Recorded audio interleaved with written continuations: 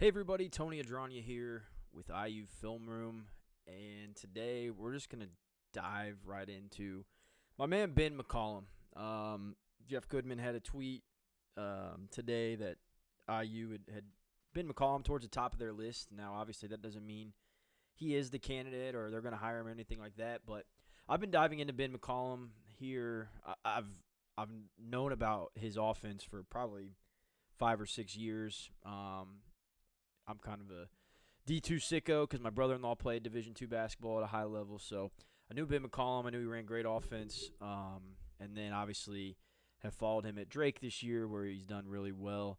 A couple things on Ben McCollum that I want to talk through. First thing is at the Division II level, he was his last 8 seasons of Division II. He was 253-21 with 4 national championships. So when people talk about, D2 guys and he's a D2 guy and why aren't other D2 guys as successful as him? Like, he dominated D2 at an unprecedented level. So I do want to note that when people talk about kind of D2. Another thing I want to dive into real quick is, so this is offensive efficiency in the entire country. So this is 2017, 2018, entire country, Northwest Missouri State was number 4 in offensive efficiency. That's the 100th percentile. Obviously, very, very solid offensively. And this is D1, D2, D3, JUCO, NAIA. Every offense possible, they were the number 4th in efficiency. 2018, 2019, now we're looking at number 1 in offensive efficiency in the country. 2019, 2020, we are once again looking at them at number 1. 2020, 2021, we are once again looking at them at number 1. Again, this is in the entire country at any level of college basketball. 2021, 22 dropped a little bit, number 3 in the country in offensive efficiency. 2022, 23, we're looking at number 2. 23, 24, dropped to number 4. So, top 5 in the country for 8 years running in terms of offensive efficiency. So I did want to touch on that because, I know a lot of people have like Archie Miller flashbacks when they see like a up-and-comer at the mid-major level or a guy that's coming from a lower level. Archie Miller never had top offenses that he designed the offense for. I assure you that. So I know that's a hesitation or something that people are scared of. That is not something that's even remotely on my mind when you talk about a guy like Ben McCollum being at Indiana. But while you're really here, you want to talk about his offense and how it operates. So a couple different things I want to walk through here. So one thing that he wants to do, he wants to get a great shot. So he wants to get the defense in rotation, whether it's a ball screen heavy offense. And what's nice about his ball screen heavy offense, and I'll kind of talk because I got a lot of clips to go through, so if I keep pausing, it's going to bug you. But so they're running a lot of stuff, but they want to get the defense in rotation and then get a great shot. So you see right there, 2 on the ball. That is a huge staple of what they do. They want to get 2 defenders on the ball because then you're playing advantage basketball. What I mean by advantage basketball is now you've got 3 guys trying to guard 4. As you can see, they move the ball very well, get a wide open 3, and they knock it down. Right here, another thing that they do, they have a kind of hard and fast rule where if you see the back of your defender's head, Coach McCollum wants you to cut. And so what you're going to see here is see the back of his head, cut. Cuts. And these are all obviously all things they talk through, teaching points for them. So once again, we're going to walk through watch number 4 here, who's at the bottom of our screen. He sees the back of his guy's head right here, and he cuts and gets a layup. Once again, see the back of the head, number 6, cuts, layup. Running through one of their ball screens here, and we'll dive into more of their ball screen stuff here in a minute. See the back of his opponent's head, cut, and layup. Once again, they're attacking a switch here. Guy in the corner saw the back of his opponent's head, cut, layup. right here. So this guy's driving. He's not only is he going to get 2 on the ball, which is a big staple of what they want to do. This guy also sees back of his opponent's head, cut, and then he's got 2 on the ball again. They get a wide open 3, paint touch 3, another big staple of his offense. So now we're going to walk through some ghost screens. So right here, I'm going to go back, sorry. I want you to watch this screen from number 6. Ghost screen means he goes to kind of set a screen but then exits out of it very quickly. Causes confusion for the defense. They've got 2 on the ball. Again, 2 on the ball. It's an automatic pass. It's kind of a hard and fast rule of theirs. Again, we've got drive. We've got a ghost screen. Ghost screen creates a hard closeout. Now you're playing advantage basketball. 2 on the ball or help on the ball. Kick. Once again, we're going to get a ghost screen right here. Now you've got advantage basketball, help, and kick. You got a layup. Once again, we're going to talk through ghosting, the screen. So right there, they're in a switching defense. So this guy is yelling out, switch, switch, switch, switch, switch. They know that's coming. This guy just ghosts and exits out. Now this guy thinks the screen's coming, so he's waiting on it to switch. Not there. Layup. So ghosts and slipping out of their screens are obviously something that they're very keen on. Once again, we'll see ghost out of it. Guy stays. Now it's a kick, and then this guy's just going to rub right back through to ghost. They don't know if they should switch or not. And layup. Again, we'll talk through cuts. So right here, you're going to see this movement, and this might look jumbled up. But this guy's setting a back screen. It looks like this is a great cut. And they get a layup.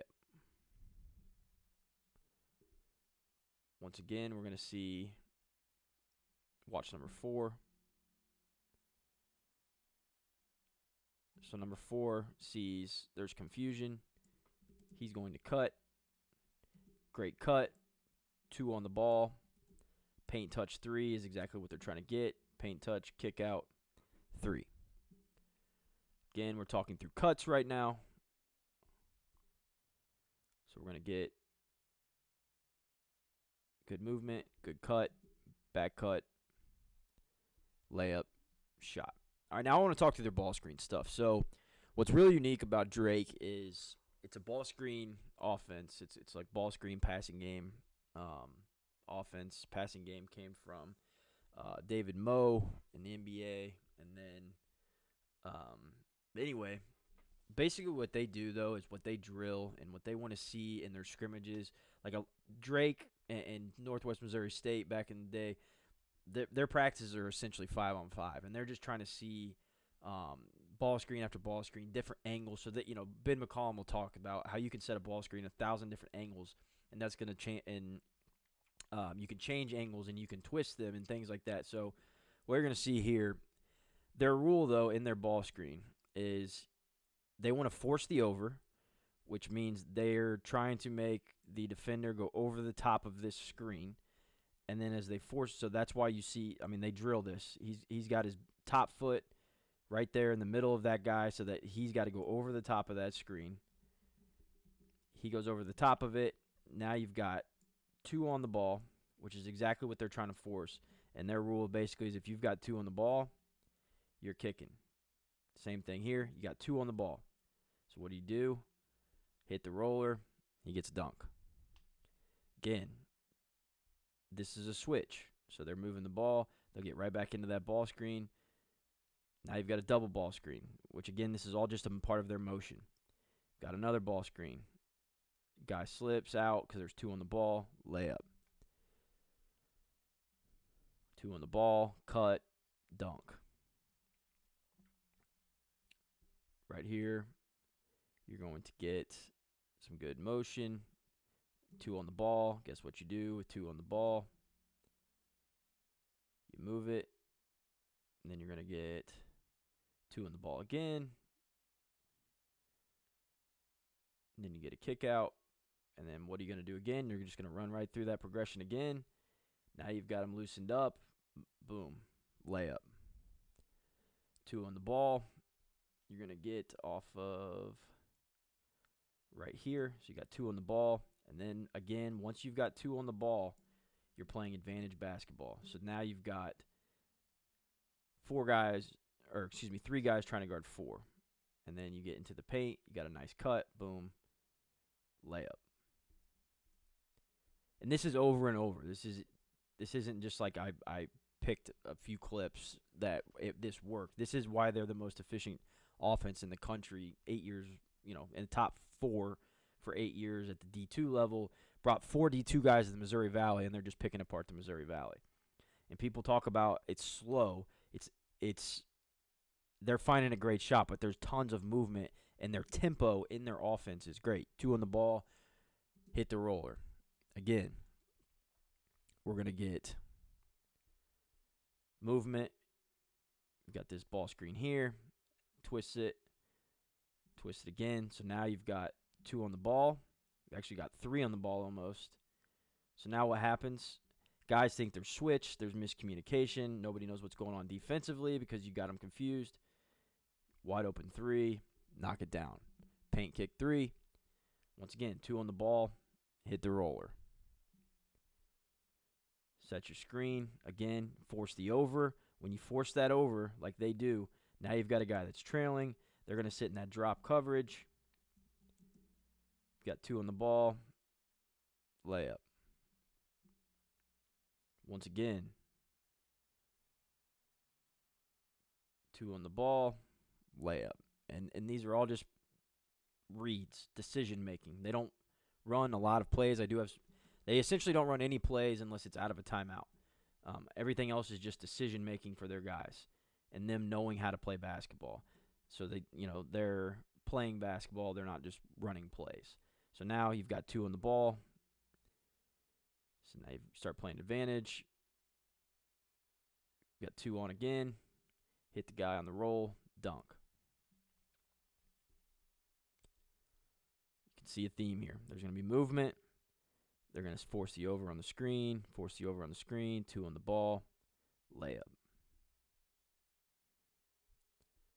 So we can run through this literally a million different times. You're going to get this 2 on the ball. Again, it's all about the screening angles that they use. So they force that over, and then they make the help defender commit. And once he commits, they're dead in the water.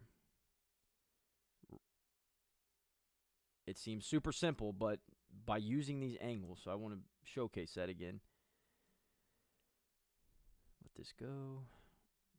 So I want you to just watch where he's setting this. So by splitting that defender and forcing him to go over the top, and then 2 on the ball, layup.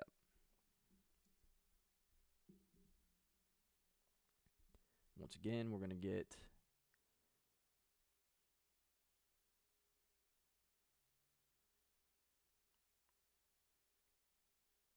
two on the ball right here. You're going to get a dunk. Emptied it out.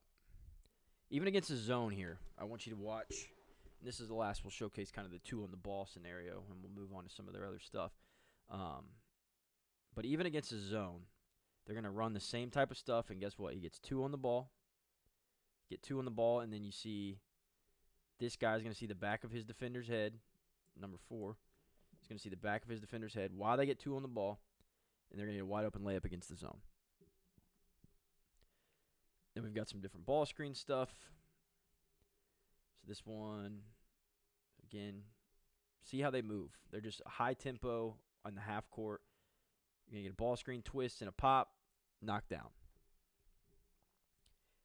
Here you're going to get great screen. See how deep they'll set their screens. They'll sit in it. Exited. So watch this screen because that's a good screen right there. Defense is keyed on that. Now, this guy's acting like he's setting a ball screen, but then he just kind of ghosts out of it. Number 10 and number 33 or whoever that is aren't sure what to do, if that's a screen or not, and you get a wide open layup. Similar action. This is their jet action. You set a good screen up top. So again, if this guy's like, look, I'm not committing, but you make this guy go over the top of that screen, well, if he's not going to commit to you, then guess what? You're going to get to the rim and you're going to get a layup just like that because they're very well spaced. Once again, see how he sets that. Wide open three. So watch how he comes on this side. So the defense is expecting it here. This guy's going to twist it, set the screen there, help defenders not in proper position because he thinks it's going to be elsewhere. You get a wide open three for your best shooter. He knocks it down. One other thing that they'll also do, if they notice that they're kind of sagging off on some of their good shooters, they'll get lower. So this guy's got to set his man up, which that's something else they always talk about in their ball screens is making sure you set up the ball screen. And then they're just going to bring this guy a little bit lower, and he's going to sit over the top, and they're going to end up with a wide open three. See how he goes lower? He sends him underneath and gets a three. You're going to see it here again. Guy goes. They're going to set it here if they're trying to go underneath. He's going to set that angle really low where this guy, number 14, best shooter, wide open three. Here you're going to get, so they're going to really attack matchups they like too. If they don't know how a team's going to guard it, or if they think they're going to switch, or they're going to put two on. So what you're going to see happen here, two on the ball, get a wide open shot for a great shooter. Knock it down. All right, so I mentioned how they don't really run sets unless it's coming out of a timeout. So I do want to run through some of these, though, because he does draw up some great stuff in the timeouts. So this is one that's just an ATO. So they know that they're switching defense.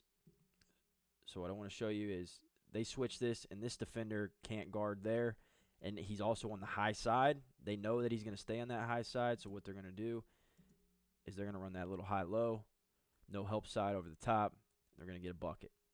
Exact same thing's going to happen here against Indiana State. They know that they're switching defense. I want to watch number 3 here. So he knows this guy's switching. He's now keeping him above him. They're going to have a guy come up. He's keeping him up the line. Can't guard that. Wide open layup. Exact same thing here against Valparaiso. They know they're in a switching defense. They get the right defender that they want. You got number 6. Got his man sealed on the high side. So what's number 4 going to do? He's going to flash high to bring his man with him. And now you've got nothing, no help over the top. Simple layup. This is to start the game. Number 22 is one of their best shooters, so I want you to keep an eye on him. He's with the ball right now. Fairly simple, but they know what they're trying to do here. So he's just sitting on that middle. They know that they're going to run this dribble handoff over the top. While that action's happening, they're setting a flare screen. Number 22, wide open 3, knocks it down. His first set of the game against Illinois State. So they bring this guy jetting through. This guy's going to start lifting. And really what they're trying to do, set a back screen right there because they know that guy's chasing. And by him chasing, they get exactly what they're looking for. This one's a nice backdoor set. So I want to walk through this. So basically what they're doing is they're setting a ball screen there. This guy's going to pop. This is part of like a ball screen progression. This guy pops. Essentially what they're expecting is fake dribble handoff here, him kicking to this guy, then going to set a ball screen for him. So that guy's defender is going to cheat. Goes back door. That was all by design. Here's another one. We're going to get a nice back screen out of an ATO. Catches it. You're going to set that there. And then he comes back. And what you're going to do here, they know that guy's going to jump on the high side because they think this guy's coming for a 3. But look, they've cleared that side of the floor out. Layup.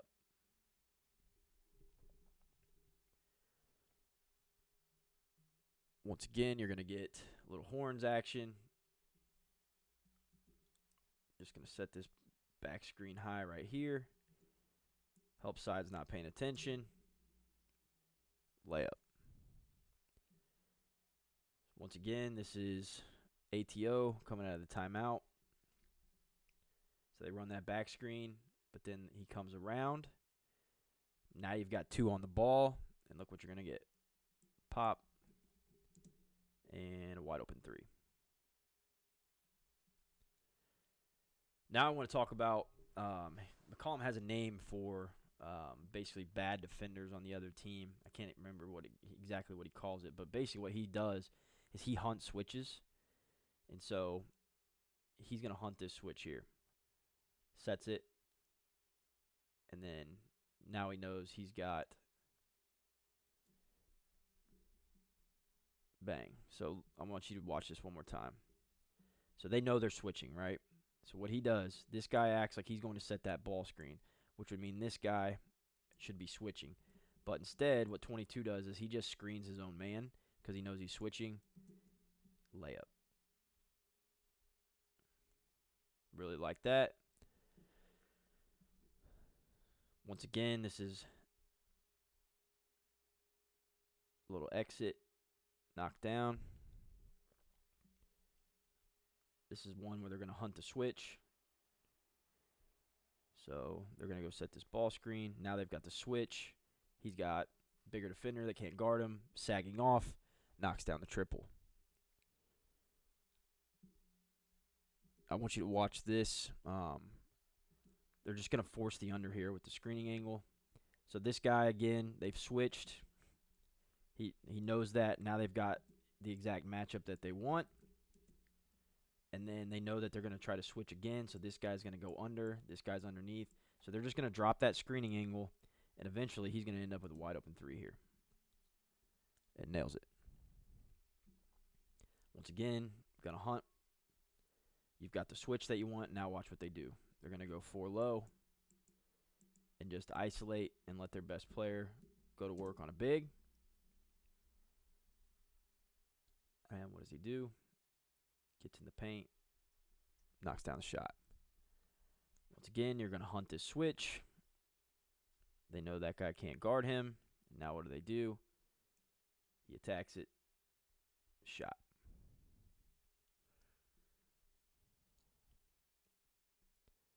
All right, now you've got your switch that you wanted. Give it back to him.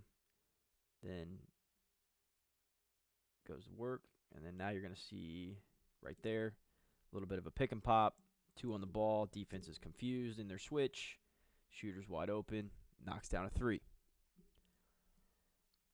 Once again, you know there's a switch. So now they've got this smaller guy. They know it. Attacks. Shot. Nails it. Similar action. Get the switch that you want. Get the ball back. Clear out. Now you've got a big back on him. Then he's going to sag. He's going to sag. He's going to sag because you're attacking that switch. Easy 3 for your best player.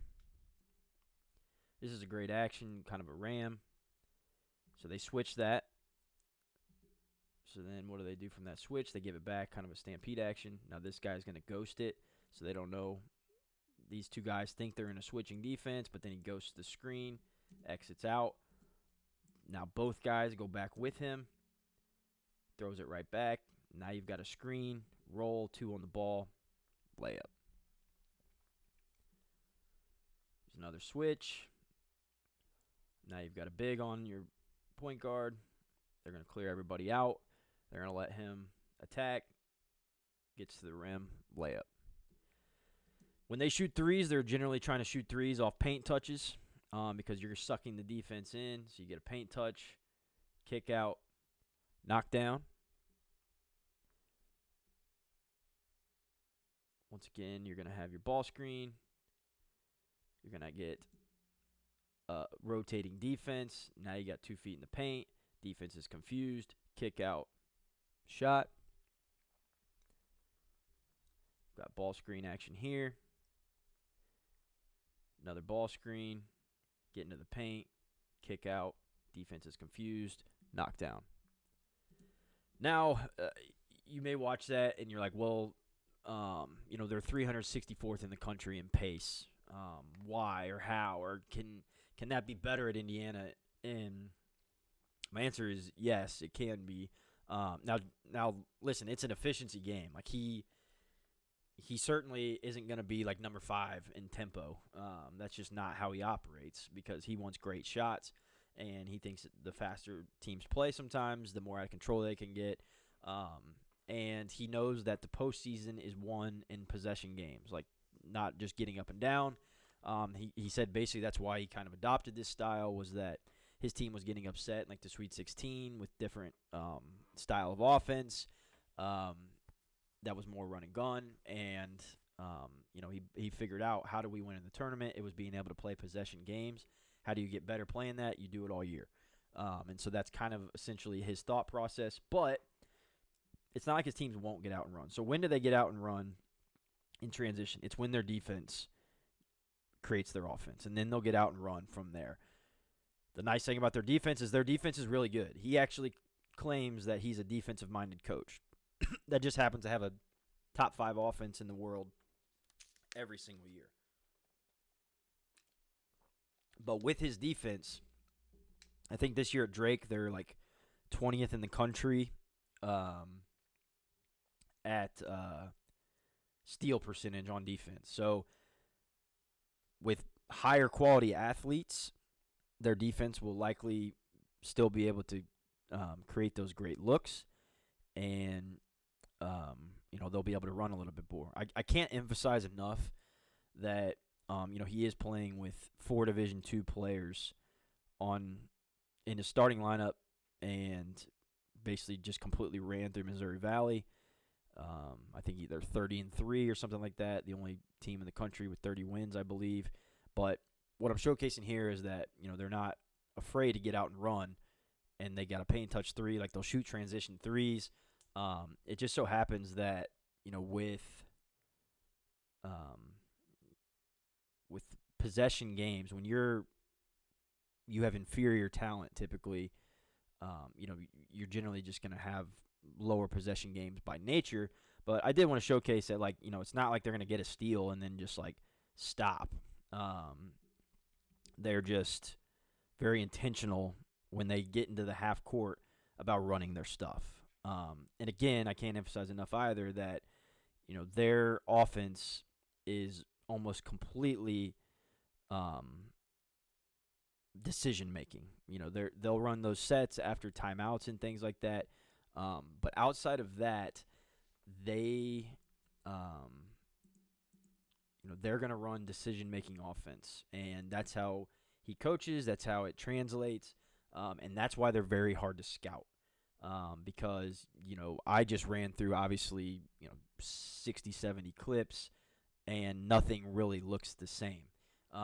Coach Mack said that the best compliment he's ever gotten as a coach is that they're not going to wow you with their X's and O's.